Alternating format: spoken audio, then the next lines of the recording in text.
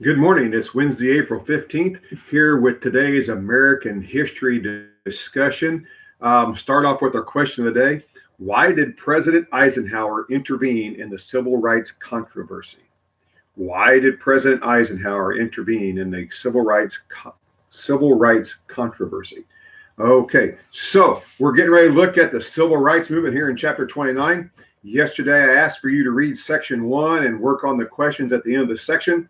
I'm going to kind of go through this, highlight the more important items, and see where we go from there. So the origin of the movement. A lot of things started prior to what's going on in this time frame, but Rosa Parks is a big part of what started. Rosa Parks got on a bus in Alabama, and the rules in the bus were that all African Americans had to sit in the back, and you weren't allowed to sit in the front. Well, Rosa gets on, and there's a seat sitting in the front, and so she sits there, and she stays there when she's told to move multiple times, which ends up being in her arrest. She gets arrested for this, okay? And this really gets everything rolling in the 1950s. But this started way back before then. The struggle isn't going to be easy, and this really gets started right after the Civil War. But in 1896, the Supreme Court ruled in Plessy versus Ferguson that separate but equal was constitutional. So the theory behind this was that we would have separate things for whites and blacks, but they would be equal. Now, you and I both know that this isn't the case. It was not equal. Once this started and this segregation started, it was nothing near equal. African American schools were near as provided for and near as good as what schools for white students were. Schools for white students got more funding, offered better pay to teachers, supposedly get the brightest and best teachers during that time, okay? Restaurants would decide that they would not serve African Americans, and you couldn't come in and sit at the counter in restaurants. Water fountains were designated white and black, and that was your choice. And you didn't dare drink in the wrong water fountain, okay? So all these things in this separate but equal doctrine all really got started in 1896 when the Plessy versus Ferguson decision from the Supreme Court. Now, these laws started spreading across the country rapidly. African Americans and whites were segregated, okay? These laws started to be calling Jim Crow laws was a nickname. And this wasn't a good nickname, all right? Swimming pools, restaurants, schools, trains, buses, parks, public facilities, all were segregated. They were common. These Jim Crow laws were common throughout the South, but it also, segregation was around in other areas too. This just wasn't a Southern problem. This was a problem for the entire country. The same as slavery was a problem for the entire country. These segregation laws were problems, okay? Now, the court challenges are going to begin before too long. And since 1909, the National Association for the Advancement of Colored People, or the NAACP, supported court cases intended to overthrow these Jim Crow laws, okay? In 1935, the Supreme Court ruled Norris versus Alabama that Alabama's exclusion of African Americans from juries violated their rights to equal protection under the law. In 1946, in Morgan versus Virginia, segregation on interstate buses was unconstitutional. In 1950, in Sweet versus Painter, the state law schools had to admit qualified African American applicants, even if the parallel black laws existed.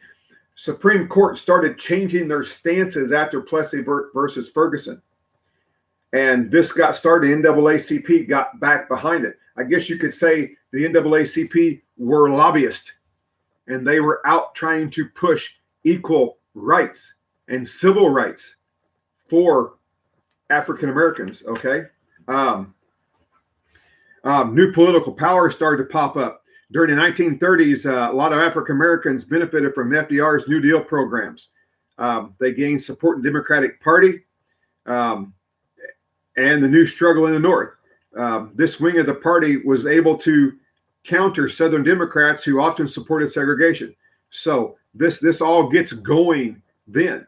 During World War II, African American leaders began to use their political power to demand more rights.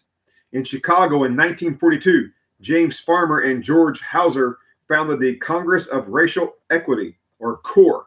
They began using sit-ins. Now, sit-ins were when you were going to protest something, instead of doing like we've seen, unfortunately, here lately, where they have protests that turns to riots. These were sit-ins. They would go in someplace and they would sit and stay to the point of being possibly abused and arrested. But that was how we did the sit-ins. They would go in and sit, and that's how they would protest. In 1943, CORE attempted to desegregate restaurants that refused to serve African Americans. They're using the sit-in strategy. They would go into segregated restaurants. If they were denied service, they would sit down and refuse to leave. They were intended to shame the restaurant managers into integrating their restaurants, but it turned into really abuse. Basically, they were abused, they were arrested, they were carried out and thrown in jail. At the end of World War II, African American soldiers returned home optimistic that the country would appreciate their loyalty and sacrifice. In the 1950s, when change did not come, they started making movements to try to make change. Okay, Brown versus Board of Education was a big one. From 1939 to 61, the NAACP's chief counsel of its legal defense education fund was Thurgood Marshall, an African American attorney. He focused his efforts on ending segregation in public schools. In 1954, the Supreme Court decided to combine several different cases. They issued a general ruling on segregation in schools. One of those cases involved an African American girl named Linda Brown. She was denied admission to her neighborhood school in Topeka, Kansas, because of her race. So the school was right there where she lived, but she was going to be forced to be bused to the African American school. Okay, so this went to the Kansas Supreme Court and went on to the U.S. Supreme Court. On May 17th, 1954, they ruled unanimously in Brown versus Board of Education of Topeka, Kansas, that segregation in public schools was unconstitutional. Finally, in 1954, we're going to have the first ruling that is going to tell us that in a public school, segregation is unconstitutional and now illegal. Now, this isn't going to bode well. This isn't going to go over real well. And tomorrow I'll try to post a couple videos on some of this. There's plenty of YouTube videos out there. I did post a video today about civil rights in the 1950s. It's going to touch on some of this, but I'll try to find one on Brown versus Board of Education. I'll also try to post one on Martin Luther King's dream speech. Okay, I will post that tomorrow. I have a dream, very, very poignant, and really, I have a dream really set the stage for what was going to happen after this in the civil rights movement. Okay, now this wasn't going to be easy. Just because the Supreme Court ruled that it was supposed to be this way doesn't mean it was going to happen overnight. There were going to be a lot of areas that were going to resist this. In the South, they had the Southern Manifesto. The Brown decision reversed Plessy versus Ferguson. Brown versus Board of Education applied only to public schools, but the ruling threatened the entire system of segregation. And that was going to be a problem in the South. Okay. There was going to be massive resistance. In Washington, Senator Harry F. Boyd of Virginia called on Southerners to adopt massive resistance against the ruling. The Supreme Court inadvertently encouraged white resistance when it followed up its decision on Brown versus Board a year later.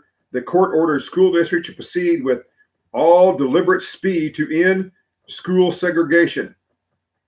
Southern members of Congress signed the Southern Manifesto, which denounced the Supreme Court's ruling as clear abuse of judicial power and pledged to use all lawful means to reverse the decision. Although the Southern Manifesto had no legal standing, the statement encouraged white Southerners to defy the Supreme Court. Okay? This is going to get big. This is the tipping point of the 1950s civil rights movement. You had Rosa Parks. Okay? Rosa Parks is going to get arrested for sitting in the front of the bus when she was supposed to know better. She was supposed to sit in the back of the bus, not be in the front. But she did. She knew about Brown versus Board of Education. She knew about the Southern Manifesto. She knew what was going to happen with her resistance. And she gets arrested. Joanne Robertson, head of the local organization called the Women's Political Council, calling African Americans to boycott Montgomery's buses on the day Rosa Parks appeared in court. Now, a protest and a boycott used to be a very effective way to get your point across. They get this started. The boycott was a dramatic success. That afternoon, several African American leaders formed the Montgomery Improvement Association to run the boycott, to negotiate with city leaders to try to end segregation. They're going to elect a 26-year-old pastor, Martin Luther King Jr., to lead their team. Martin Luther King was humbled by this nomination. He wasn't seeking this nomination, but they saw in him a calm, cool, and collected leader. Someone who would lead not by violence, but peacefully, and have peaceful resistance. And that's a big key word, peaceful resistance. The key was that no matter what law enforcement or Southern whites would do to you, you were to stay peaceful and show your resistance. And it wasn't going to be easy. There was going to be abuse. There were murders during this time. Okay? Abuse by law enforcement, abuse. They had fire hoses that they turned out and sprayed on protesters. They turned police dogs on protesters. Okay, so this wasn't going to be easy. But Martin Luther King believed that if they stayed the course and used this peaceful resistance, that it would be more effective, because a fight would not have done anybody any good. What it showed was the Southern whites, how evil and cruel and mean that they could be, and how the African Americans' peaceful resistance shed a light on how peaceful they were trying to get their point across. Okay, and that's big. That's real big. Okay. December 5th, 1955, at a meeting that was held at Dexter Avenue Baptist Church, where Dr. King was passionate, in deep resonating tones and powerful phrases that characterize his speaking style. King encouraged people to continue their fight and their protest. There comes a time, my friends, he said, when people got tired of being thrown into the abyss of humiliation, where they experienced the bleakness of nagging despair. That was one of his quotes, okay? Now, he had a PhD in theology from Boston University, so he was pretty intelligent anyhow, okay? So people took his words to heart. And for all intents and purposes, everyone who protested stayed the course of peaceful protest, okay? African-American churches are going to rally and have sermons and messages to their people of how to be peaceful, to do your protest, to not riot, to not loot, to do things peacefully. And for the majority of the time, things were done peacefully. Okay. Now, Eisenhower gets involved in the civil rights movement. Um, in private, Eisenhower marked, I don't believe you can change the hearts of men with laws or decisions. But he supported the Brown versus Board of Education decision. Okay. Um, Eisenhower felt he had to uphold the authority of the federal government, including the court system. He became the first president since Reconstruction to send federal troops to the South to protect constitutional rights of African Americans. He is going to send federal troops, and if I can find the video, I'll show you a video of federal troops protecting and allowing African American kids to go into white schools. Okay, there's a football movie with Denzel Washington that talks about, I think the guy's name was Herman Brooks, I think. It might have been Herman Booth, I can't remember now. But he is an African American coach hired and brought into a white public school in which African American students are being integrated into that school. And it is set up for him to design a system to bring those African Americans and white football players together. And in essence, he brings a community together by what he does. Okay, so this is in that time frame. And if I had my stuff here to look it up, I would let you know what the name of that movie is. I will have the name of that movie tomorrow. I can't think of it off the top of my head right now. Oh, Remember the Titans. Remember the Titans. Be a good movie to watch. Now, I'm not going to sign this movie for you to watch, but if you have time and want to watch this movie, you're going to see dramatically portrayed some of the real life struggles in trying to bring African American students together with white students. And this all happened during this time. Okay, this was not easy. This was not something that happened overnight. This was a struggle. It's going to last through the 50s into the 60s. And honestly, even in some of the 70s, and even today, there are still some areas where this is still a struggle. And I'm not going to sit there and paint a rosy picture and say everything's okay, everything's great, everybody gets along fine. In some areas, everything is pretty good. Okay, but there are areas where things aren't so well. And you could sit and talk. And if a lot of African American students were honest with you and told you how things were, you would understand.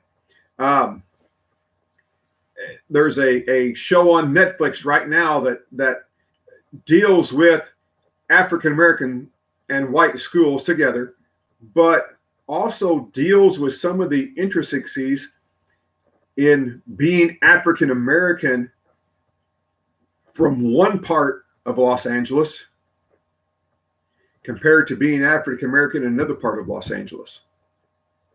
And it's I think it's Everybody's All-American or the All-American or something like that on Netflix. If you got a chance to watch some of those, you'll see some of those interactions. And notice when white police officers stop a car with African American students in it and how they're treated. Okay, so just some things to say that we're not quite there yet. Have we made progress? Oh my heavens, yes. We have made tons of progress in civil rights movement, in equal rights movements, but we're not there yet. And it's just not racial. It's gender. It's all across the board where we still have work that we need to do. Okay. Now, in September of 1957, the school board in Little Rock, Arkansas, won a court order to admit 9 African American students to Central High School, where 2,000 white students were. Little Rock was racially moderate southern city, as most of the state of Arkansas was. There were a number of communities as well as state universities that already began to desegregate their schools. So this happens. This is one of the shows. This was the Little Rock 9. And this is one of them where they brought in police. And when they first brought in the police was standing there watching. Weren't really helping. They supposedly were holding the crowds back, but those 9 students got in the building and those crowds got through the police barricade and headed toward the school. And those students had to be snuck out in another car and taken away and taken home.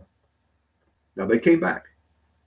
They came back with military National Guard there then because Eisenhower sent them out. Okay.